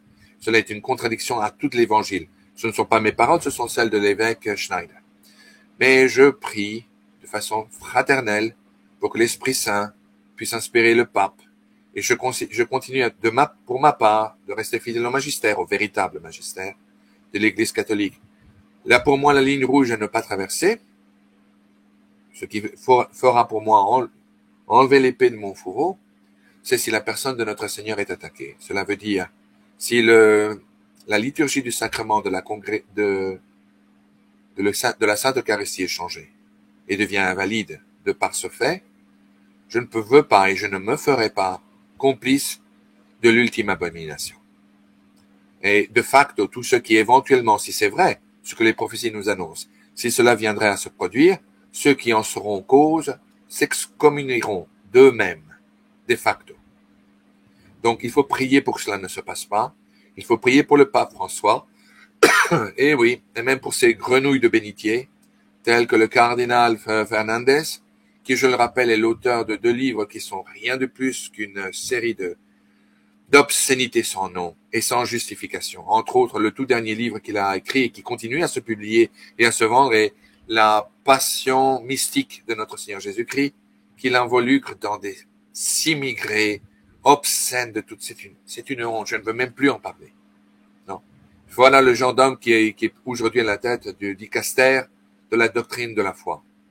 Prions pour tout ce beau monde, prions pour ces gens, prions pour la hiérarchie de l'Église et pour que l'Esprit Saint puisse les illuminer et restons en union de prière et ne pas tomber dans le piège que Satan nous tend d'abandonner une Église qui éventuellement on pourrait être tenté de croire n'en est plus une. Mais restons à bord et continuons à nous battre. Voici notre arme. Amen. Chapelet. Oui, il faut prier. C'est d'abord cela qu'il faut faire et celui qui ne prie pas, qu'il se taise. Il m'arrive de dire des choses et des fois avec un peu de véhémence, mais la seule chose qui me sauve, c'est que je prie. Il y a que ça qui me rassure, c'est que voilà, au pire, si je fais une faute, hein, comme je disais en préambule de l'émission, on peut demander pardon, mais il faut d'abord prier. Il faut d'abord prier et puis et faire la volonté du Seigneur et ne pas s'écarter de l'Évangile. Là, nous avons donc le synode. Alors oui, il y a 2-3 choses que je voulais partager avec vous, Xavier, et les auditeurs aussi. En fait, on se rend compte qu'avec ce synode, la façon dont ils sont en train de faire les choses, ceux qui sont au pouvoir, puisqu'il y a un pouvoir exécutif, c'est de faire un pas en avant, 2 pas en arrière. Et dans beaucoup de sujets. Vous avez évoqué la présence des femmes à des postes clés, à responsabilité, dans la pastorale et dans ce qu'on appelle les diacres. Mais s'il y a diacre, il y a évidemment prêtre derrière. C'est une chose. Il y a aussi la volonté d'éliminer, de changer pour éliminer la place, l'existence même du souverain pontife, en vue de niveler l'Église pour en faire une Église pseudo-démocratique et non pas hiérarchisée, non plus entrer dans les ordres, mais entrer dans une démocratie ecclésiale, une grande Église qui serait plus le commandement de Jésus sur les apôtres et à travers eux les évêques d'aujourd'hui, mais une démocratie où d'en bas jusqu'en haut, on puisse niveler et que n'importe quel laïc, et malheureusement ce synode, la préparation à ce synode l'a démontré, puisqu'ils ont fait, je n'invente rien, ils ont distribué des questionnaires à tout le monde, mais c'était qui tout le monde? Vous en avez eu, vous, des questionnaires dans votre paroisse? Ils en ont distribué dans toutes les paroisses du monde pour essayer de récupérer une ambiance de ce que les gens pensent dans les paroisses. Alors, même pas 2% des paroissiens ont rempli ce questionnaire. Et de toute façon, l'agenda était déjà prévu. Ça n'était que pour les faire croire aux pratiquants catholiques qu'on allait les écouter, que de toute façon, ils avaient déjà prévu leur projet et qu'ils se moquaient totalement de ce que les gens pensaient. Donc ça, c'est ce qui s'est passé en amont. Hein. Ensuite, donc nous savons, je l'évoquais à l'instant, qu'ils essayent de trouver un moyen, étape par étape, petit par petit, pour transformer le rôle du pape dans la hiérarchie et dans la Sainte Église catholique. et le pape François a déjà pris ses dispositions dans la manière dont il s'est présenté et dont il articule ce postulat, cette position, ce siège, ce munus et ce ministerium. Je crois que c'est le mot en latin, ministerium. Ouais, c'est le ministère et le munus, hein, c'est ça. Donc, on va pas revenir là-dessus, mais on voit déjà les prémices d'un changement. Mais ce qu'il faut comprendre, c'est que derrière tout ça, il y a une façon de faire à tous les niveaux et pour tous les gros cailloux, pour les gros changements qu'il va mettre en place. Et cette façon de faire, c'est ce que je disais tout à l'heure, c'est un pas en avant, deux pas en arrière. Donc dès ils mettent un pas en avant, ils voient comment les gens réagissent. Si ça commence à trop gueuler, ils disent non, c'est pas vraiment ce qu'on a voulu dire. Ils se calment, ils parlent d'autre chose. Et puis quand tout le monde s'est calmé et que une actualité en a chassé une autre, hop, ils reviennent avec le sujet, ils avancent encore un petit peu. Et c'est exactement, si vous regardez depuis 2013 ce qui s'est passé, comment on en est arrivé à avoir le cardinal Fernandez au pouvoir aujourd'hui, ça s'est pas fait du jour au lendemain. Vous remarquerez que ça a été étape par étape pour l'emmener au pouvoir. S'il avait été au pouvoir du jour au lendemain, ça n'aurait jamais passé, parce qu'il y avait trop de détracteurs en face en ce temps-là. En 2013, il y avait encore trop d'éminence pro-tradition, trop solide et trop présent encore dans l'Église pour laisser faire. Donc les choses, ouais, pardon de le dire comme ça, mais le mal avance. Le mal avance petit par petit, comme ça, pour tenter, de changer. Ils vont réussir d'ailleurs, puisque les messages de la Vierge Marie nous le décrivent très bien à Akita, à la Salette encore une fois, mais prenons Akita qui est beaucoup plus récent, et Fatima, nous allons vers cela, donc il ne faut pas s'en étonner. Et qu'est-ce qui permet tout ça? Je finirai là-dessus. Qu'est-ce qui permet tout cela? On n'y pense pas assez, c'est que ça arrive à point nommé. Le malin est malin, lui, il a son agenda, il a son projet. Et il a le temps, lui, puisqu'il est dans l'éternité, il n'est pas dans notre petite vie de 70, 90 ans. Il a pris son temps. Et la force qu'il a aujourd'hui, qu'il a mis en amont, qu'il a préparé, c'est l'apostasie. On est dans un état aujourd'hui de l'Église dans le monde qui est tellement insignifiant qu'ils peuvent faire ce qu'ils veulent, tout le monde s'en fout. Ça n'est pas le peu de pratiquants catholiques qui vont pouvoir se réunir dans les rues ou sur les parvis d'église pour essayer de changer quoi que ce soit. Parce qu'on n'est pas assez, parce qu'on est trop divisé et qu'on est tellement peu au prorata de ce qui se passe ailleurs dans le monde qu'ils font tout ce qu'ils veulent derrière la guerre au Liban, derrière la guerre en Ukraine, derrière. Ils avancent avec leur agenda et tout le monde s'en fout. Parce que ce qui se passe dans l'église catholique, ça n'intéresse personne. Nous, on est là dans une chaîne Catholique TV, pro-catholique, avec je ne sais combien d'auditeurs, d'abonnés qui vont regarder cette chaîne. On est entre nous, j'ai envie de dire. C'est un espèce d'entre-nous, d'entre-soi. Mais le monde, si vous commencez à parler aux gens qui font l'actualité sur d'autres chaînes YouTube aussi, mais à la télévision, à la radio, vous leur parlez de ça, mais ils s'en moquent totalement. Donc, ils font ça, c'est ce que je disais tout à l'heure, à un moment tellement apostasié du monde que c'est faisable aujourd'hui. Ça n'aurait pas pu se faire il y a encore 40 ans en arrière. Ouais, évidemment. Aujourd'hui, maintenant, c'est facile. Ils ont le vent en poupe et la pente est glissante, les portes sont ouvertes et rien ne les en empêchera. Parce que il faut prier, on le disait tout à l'heure, et ça, il faut jamais en démordre. Mais on n'est pas assez. On n'est pas assez. On n'est plus assez. Et la Vierge Marie avait été très claire. Hein. Elle a demandé. Ces messages étaient très simples quand on regarde. Hein.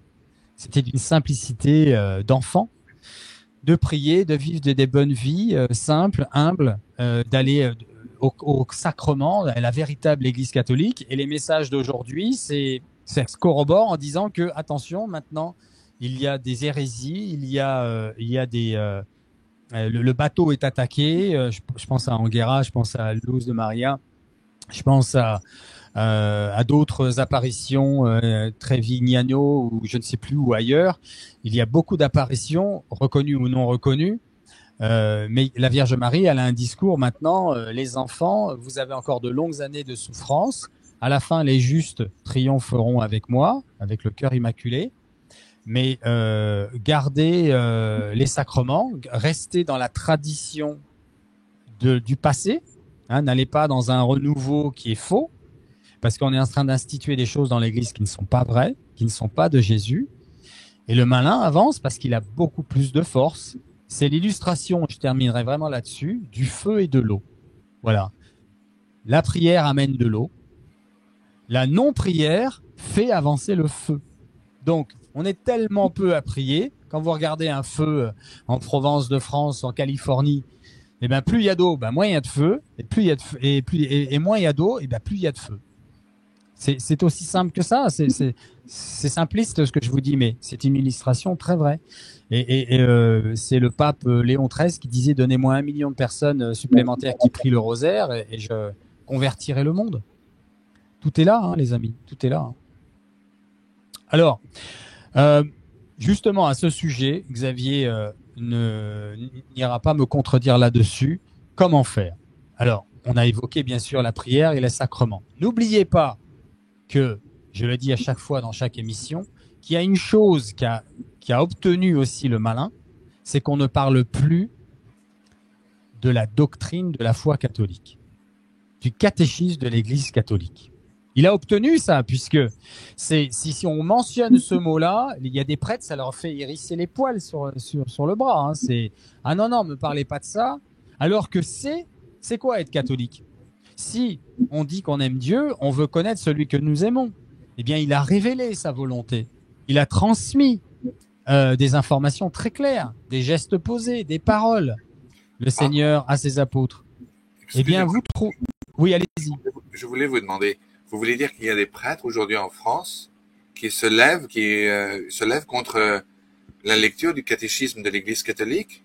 Alors, pas ouvertement parce que tant que le pape n'aura pas donné son résultat du synode, qui ira probablement à l'encontre officiellement cette fois-ci du catéchisme de l'Église catholique, en disant mais ça c'est la vieille école, il faut avancer avec les temps modernes, l'Esprit Saint se renouvelle, l'Évangile est un... Ils ont commencé ce synode en disant, je ne sais pas si vous avez entendu le 1er octobre, en disant l'Évangile est un renouveau constant et qui apporte des nouveautés sans arrêt. C'est complètement l'opposé de ce que dit Saint Paul aux Galates. Si on vous amène quelque chose de nouveau, même si c'est moi, hein, si je vous amène un évangile nouveau que celui qu'on vous a annoncé, je suis anathème, nous sommes anathèmes. Ne tombez pas dans ces travers de faux renouveau. L'Église, elle est parfaite aujourd'hui. Je ne parle pas des hommes de l'Église, je parle de l'Église catholique instituée par le Seigneur qui lui est parfait. Donc, si vous voulez connaître qu'est-ce que l'Église propose, puisque ça n'est pas une religion, comment on dit, va-t-en-guerre, c'est une Église, Jésus propose, il y a le salut. Nous avons notre libre arbitre, c'est bien ce qui nous perd d'ailleurs, les libres arbitres. Mais bon, si on nous enlève le libre arbitre, on devient des esclaves de l'amour aussi, c'est pas vraiment ce que veut le Seigneur. Donc c'est une situation de liberté, de choisir l'amour, de choisir la vérité et la lumière qui est difficile, qui est le chemin difficile dont parle Jésus, qui est ardu, qui est épineux, qui peut mener au martyr, qu'on reçoit et non pas qu'on donne. Hein. Le véritable martyr, c'est le témoin et donc il peut arriver qu'on le tue, qu'on le jette au lion, qu'on le jette dans de l'eau bouillante. Ça, c'est l'histoire des chrétiens, nous savons ça. Qu'on se fasse décapiter en Syrie, en Irak, tout ça, c'est comment dire, pas quotidien, mais contemporain, voilà le terme que je cherchais, et ça va revenir évidemment. Mais si vous voulez savoir ce que c'est que la foi catholique, à défaut du protestantisme, de l'anglicanisme, de toutes les autres, je vais pas toutes les énumérer, les branches de la chrétienté, eh bien, vous avez le catéchisme de l'Église catholique, le premier étant du Concile de Trente, qui était un peu moins péchu que celui-ci. Vous avez aussi, bien sûr, le catéchisme de Saint Pie X, qui est quasiment la même chose. Seuls les exégètes vous feront une différenciation de détails, qui sont, pourquoi pas, très bonnes aussi, mais la base est la même. On reste dans la base. Eh bien, vous voulez savoir ce que le Seigneur a transmis, ce qu'est la foi. Vous achetez, vous procurez un catéchisme de l'Église catholique. Là, vous avez le livre complet, pardon. Et sinon, vous avez un abrégé de Benoît XVI, ils sont en rupture de stock. Hein. Je sais que le Vatican est en train de faire interdire leur édition parce que ils ont prévu quelque chose de nouveau qui arrive derrière. Donc vous pourrez trouver des secondes mains, des revendus, des choses comme ça. Procurez-vous ces livres pour connaître ce qu'est la foi catholique, pour ne pas vous perdre. Alors bien sûr, vous aurez toujours aussi de bons prêtres vaillants qui évolueront dans les catacombes, nous le savons, dans les temps qui seront ces temps-là qui arrivent, où il faudra se cacher pour vivre notre vraie foi catholique, parce que nous allons être harcelés, persécutés, non seulement par la fausse Église, ça c'est la Vierge Marie qui nous prévient, mais aussi probablement par les communistes, après cette invasion des Russes, peut-être avec les Chinois, peut-être avec la Corée du Nord, peut-être avec Bachar al-Assad, peut-être avec l'Iran, on ne sait pas. En tout cas, ça va être du communisme qui arrive avant l'avertissement. Si vous avez un catéchisme de l'Église catholique, accompagné d'informations sur où vous pouvez trouver la vraie Sainte Messe, qu'elle soit tradie, messe basse, qu'elle soit chantée, il faut qu'elle soit valide, eh bien, vous aurez la véritable foi catholique. Donc, je vous invite à vous procurer ces ouvrages, les amis, parce que ça va devenir indispensable. Mais c'est là qu'est la véritable foi catholique. Il n'y a rien dans le catéchisme de l'Église catholique qui jure ou qui aille à l'opposé ou qui contredise, voilà, l'Évangile. Les deux se marient et ne font qu'un. Et derrière ça, il y a un seul mot. C'est le mot, la spiritualité, c'est tout simplement Jésus, le Christ. Mais il n'y a rien dans le catéchisme qui contredise l'Évangile, et il n'y a rien dans l'Évangile qui contredise le catéchisme de l'Église catholique. Voilà, c'est le dépôt de la foi. Ça s'appelle comme ça, le dépôt de la foi. Et le véritable travail d'un pape, qui que ce soit, c'est d'être le garant, le protecteur du dépôt de la véritable foi catholique. C'est ça son job. Je vais me permettre une petite parenthèse en vous disant, je dis ça à des amis, mais là je vais le dire à la télé, à l'émission. Je trouve que, alors attention, hein, je pèse mes mots, je ne dis pas ça ni de manière, comment dire, ni pour me moquer, ni pour être dans le jugement, ni pour être arrogant. Mais moi, j'étais un entrepreneur toute ma vie, depuis l'âge de 16 ans. Je trouve qu'il n'y a rien de plus simple comme poste, comme travail, que pape. Une fois que tu as donné ta vie au Seigneur, alors comprenez-moi hein, quand je dis ça, faut que c'est dans ma bouche. Hein. Une fois que tu as donné ta vie au Seigneur, que tu ne t'attends à plus rien de ce monde, tu ne t'attends pas à ce qu'il te donne ni joie, ni bonheur, ni salut, ni encore moins la paix. Bon, ça t'empêche pas, voilà, de faire un bon dîner avec des amis, d'aller faire du sport et d'avoir une hygiène de vie, tout ça, c'est pas ce que je veux dire. Mais en tout cas, ton bonheur, il n'est pas dans ce monde. Il est dans la vérité, c'est-à-dire Jésus. Dans l'autre monde, celui-ci passe et très vite. Une fois que tu es là, tu es dans ce postulat et que tu es en mesure de gérer des projets, de gérer des entreprises, je trouve que le poste de pape, certes, tu vas te faire attaquer, tu vas te faire peut-être tirer dessus, mais tout ce que tu as à faire, c'est de suivre ce que Jésus et les apôtres ont déjà fait à ta place. Tu n'as rien à inventer. Tu es là pour protéger cela. On s'en fout de ce que tu penses. Ça n'intéresse personne. Tu es là pour protéger la parole, la pensée du Christ. Et la parole et la pensée des apôtres qui ont articulé cette pensée du Christ, cette parole et ces gestes posés du Christ. On t'a pas demandé d'inventer, de venir avec tes opinions, tes certitudes. On s'en fout. C'est pas ton taf, c'est pas ton boulot. Ton boulot, c'est que tu as été élu pour protéger Jésus, son évangile, les apôtres et sauver les âmes. L'Église est là pour le salut des âmes. Sachez, et s'il y a des prêtres qui écoutent cette émission, dites-vous ça chaque jour. Rappelez-vous que vous aurez à répondre des âmes que vous avez aidées à se sauver ou pas. Chaque jour, chaque messe, chaque homélie, particulièrement le dimanche. Est-ce que vous vous dites ça? Moi, quand j'écoute 90% des prêtres aujourd'hui, il faut prier pour eux, je ne veux pas les acculer, mais quand on écoute 90% des prêtres aujourd'hui, surtout dans l'église moderne, ils ne vous donnent pas du tout l'impression d'être conscients qu'ils ont comme responsabilité devant Dieu, dont ils vont devoir répondre, le salut des âmes à qui ils parlent. Pas du tout. Ils s'en moquent totalement.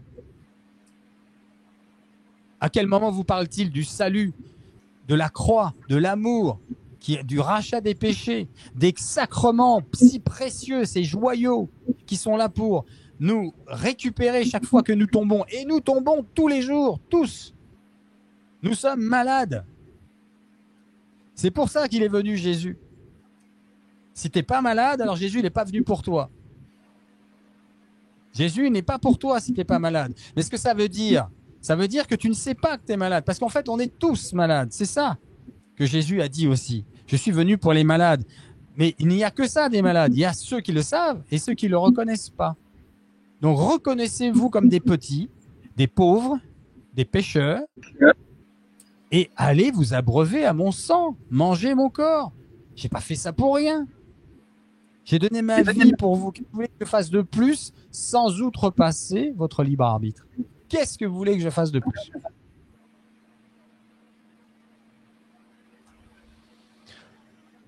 Xavier, je mets ça à l'écran parce qu'il y a toujours des nouveaux, des personnes qui découvrent cette chaîne, qui vous découvrent et qui sont très heureux de vous découvrir, Xavier. Vous savez que je rencontre beaucoup de gens c'est un grand mot, mais ça arrive ici et là, qu'on me reconnaisse et à chaque fois, c'est Xavier Héral, c'est un bonheur. Voilà. Donc, je vous le dis parce que ça me vient là. Est-ce que vous pouvez dire à nos auditeurs une fois encore, on se répète, mais il y a beaucoup qui ne le savent pas, donc il faut le dire. Qu'est-ce que c'est cette prière? Cette prière provient d'une révélation qui fut faite au père Michel Rodrigue au Québec, n'est-ce pas?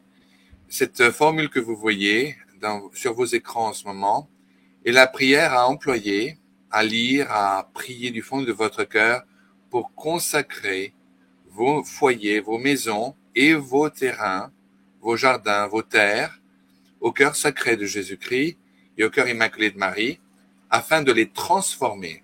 Je fais référence à vos foyers, vos maisons, l'endroit où vous vivez, vos terres, afin de transformer cela en refuge temporaire, ou plutôt devrais-je dire, en foyer permanent.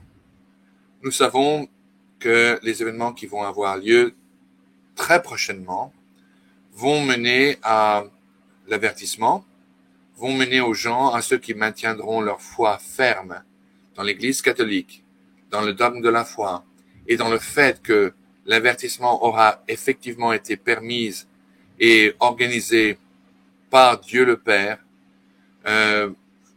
Tous ceux qui maintiendront la foi en ces vérités seront appelés tous sans exception, en accord à ce que nous dit le père Michel Rodrigue, seront appelés tous à vivre la manifestation de leur ange gardien par moyen de l'apparition d'une langue de feu pour leur faire comprendre d'aller vers un refuge permanent ou de rester dans leur refuge provisoire qui alors se transformera en un refuge permanent.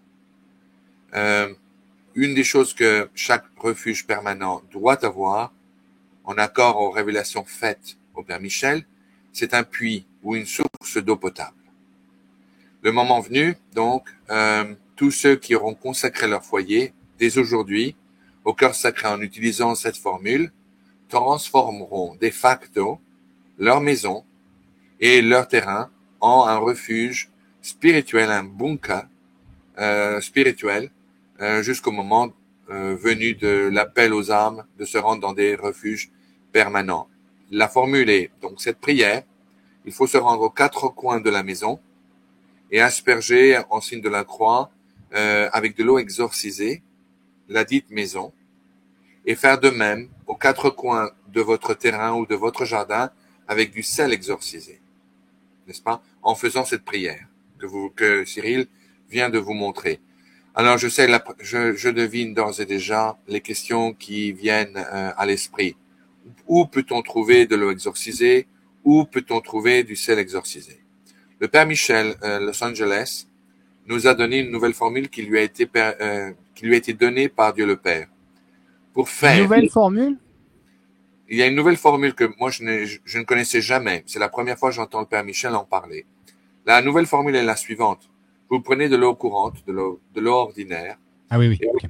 vous prenez une petite médaille miraculeuse de la rue du Bac qui a été auparavant bénie par un prêtre catholique.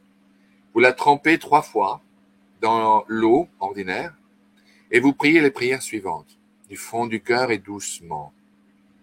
Un Notre Père, un Je vous salue Marie, un Gloire au Père et la prière exorciste de Saint Michel Archange. Si vous n'êtes pas familier avec ces prières, vous pouvez toutes les trouver dans le Internet. Une fois cela fait, l'eau en question deviendra de facto de l'eau exorcisée. Voilà. Ça, c'est une parfaite image. J'en ai acheté plusieurs d'ailleurs, de la médaille miraculeuse qui se vend à la rue du Bac et dans toutes sortes de magasins religieux. Et entre parenthèses, faites très attention, car plusieurs loges maçonniques, je regrette de le dire, l'abbé Laurentin en avait déjà parlé de son temps, plusieurs loges maçonniques ont fait frapper de fausses médailles miraculeuses qui placent, entre autres, une étoile au-dessus de la croix et des signes très curieux entre les deux sacrés, les deux cœurs sacrés à la partie verso de la médaille. Et également le M est mis à l'envers sous la barre de la croix, à la partie verso de la médaille. Soyez sur vos gardes. J'en ai trouvé même, mon épouse en a acheté une il y a environ 1 an, qui était grande comme ça, elle était très très belle, mais il y avait la croix au-dessus une étoile au-dessus de la croix. Et rien ne doit être au-dessus de la croix, sinon que le Saint-Esprit. Je l'ai prise, je l'ai jetée dans un lac ici en Floride. Incroyablement, je n'ai pas entendu le plouf, ce qui était très curieux. Le fait que soyez sur vos gardes et achetez la bonne médaille miraculeuse, vous pouvez la trouver sur le Internet. Pour le sel exorcisé, cela, il y a une certaine façon de le faire. Le Père Michel a fait sur la chaîne de Cyril une émission il y a quelques mois permettant l'exorcisme d'une quantité de... Je vous laisse l'expliquer, Cyril. Oui, je vais vous mettre le lien en dessous. Nous avons fait une émission en effet début juillet, fin juin, avec le Père Rodrigue qui a pris le temps de passer quelques heures avec nous. Et pendant cette émission, il a fait une prière d'exorcisme que vous pouvez utiliser a posteriori, on dit en français. Donc maintenant, malgré qu'elle n'est plus en live, mais vous devez juste faire vous faire bénir et faire bénir les objets que vous aurez exorcisés par un prêtre. Et là, ça valide automatiquement l'exorcisme. C'est ça, si je me trompe pas.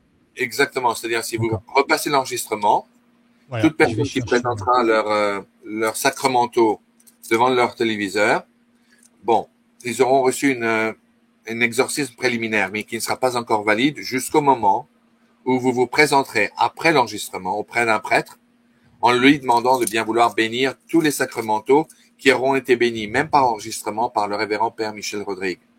Une fois que le Père bénira une dernière fois les 10 objets, tous ces objets seront exorcisés. Cela est reconnu et c'est acceptable. Vous pouvez demander à n'importe quel exorciste. Je vous fais simplement une seule recommandation. Malheureusement, et cela me fait un mal terrible, me déchire le cœur. Mais beaucoup de prêtres vont penser tout de suite à... vont être paranoïaques, ils vont dire « Ah non, moi je vais pas bénir toutes ces histoires, qu'est-ce que ça veut dire ?» Je vous recommande, quand vous vous présenterez au prêtre avec les sacramentaux, de parler le moins possible. Soyez discret, le moins vous parlez, le mieux vous vous porterez. Simplement demandez au prêtre de bénir, sans donner plus d'explications que cela. Ne parlez pas. Si ce n'est pas nécessaire, parlez le moins possible. Demandez simplement au prêtre de bien vouloir bénir vos sacramentaux. Point à la ligne. Il n'y a pas besoin de savoir plus que cela. Une fois que cela sera fait, le conteneur ou la petite bouteille de sel exorcisé sera exorcisé et vous pourrez faire le rituel aux 4 coins de votre jardin et en faisant la prière que Cyril vient de vous montrer il y a quelques moments. Voilà. Voilà, ce sera celle-ci, prière d'exorcisme spéciale pour eau, sel et sacrement avec Père Michel Rodrigue. Je vous mettrai ça dans le lien, dans le descriptif de cette vidéo-là que nous faisons aujourd'hui. Brièvement, je voudrais montrer ces deux cartes qui sont bien connues pour la plupart. Et je félicite encore une fois cette personne qui l'a édité. Par discrétion, je ne donnerai pas le nom, mais c'est une personne qui est abonnée à notre chaîne et aussi à la vôtre, Xavier, et qui a pris le temps de faire ce travail. On l'en remercie. Donc, vous pouvez vous procurer cette image sur la page Facebook de Catholic TV. Et qu'est-ce que nous avons à l'écran, Xavier? C'est une carte qui a été faite avec l'approbation et l'assistance de Marie-Julie Jahini concernant la future invasion de la France par les forces russo-musulmanes. Et tous les points bleus que vous verrez, que vous voyez d'ailleurs, ce sont les points qui seront maintenus, protégés, sauvegardés pendant les moments des tribulations et du grand châtiment qui a été annoncé. La partie en rouge sera en fait une partie qui sera plus ou moins dévastée et ravagée par la guerre. Paris, comme vous le voyez, sera totalement pulvérisé par 2 bombes nucléaires qui seront lancées en plein milieu d'une nuit. L'une proviendra d'Orléans, l'autre proviendra plus au sud-est de Paris. Et ce sera au moment où les Russes se retireront de leur position lors de l'avancée des troupes du futur roi de France, Henri V de la Croix, qui a également été annoncé par Marie-Julie Jahini. Cette carte que vous voyez en ce moment a été faite par le révérend Père Pell dans les années 60, si je ne me trompe, où il démontre clairement, et c'est très très similaire à celle qui a été dessinée par Marie-Julie Jahini, tout ce qui sera à l'est de cette ligne sera totalement détruit et ravagé, tout ce qui sera à l'ouest survivra. Mais dans la carte de Marie-Julie Jahini, vous verrez qu'il y a certaines villes, certains villages à l'est de cette même ligne qui sont en bleu, qui seront plus ou moins préservés, protégés de la destruction qui a été annoncée. La Bretagne, Marie-Julie Jahini a fait écho du message de la Vierge Marie, sera le lieu le plus sûr de l'univers, entre guillemets. Donc, si vous le pouvez, essayez de vous rendre en Bretagne, particulièrement en Bretagne centrale. Évitez la Bretagne du Nord, où il y aura, paraît-il, une grande épidémie, la fameuse peste qui brûle, qui sera propagée par là, mais éloignez-vous dans la mesure du possible des côtes. Voyez une carte topographique, car semblerait-il, le niveau de la mer monterait d'environ une 30aine de mètres. Donc, Marie-Julie Jahini nous invite, ou plutôt fait écho de l'invitation du ciel, à se rendre en Bretagne centrale pour y trouver un refuge sûr. Et pensez à vous procurer des galets de saucisses, puisqu'en Bretagne, c'est le mets principal de la région. Je plaisante. Merci Xavier, merci. On va clôturer cette émission qui était riche une fois de plus. Je vous remercie pour tout ce temps que vous nous accordez pour nos auditeurs. Vous allez prier Xavier en latin. Oui. C'est important pour beaucoup de nos auditeurs et j'en suis très heureux.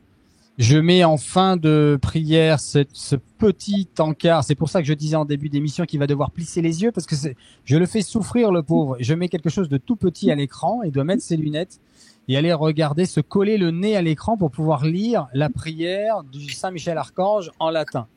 Donc je la mettrai en fin de prière, Xavier. Mais vous avez le mot de la fin. Eh bien, je dédie ces prières pour cette émission, pour cette chaîne, pour Cyril, pour qu'il continue sa mission qui est d'une importance de toute première priorité. Maintenez votre attention sur cette chaîne car elle sera pour vous un véritable compas. Elle pointera toujours vers le véritable nord.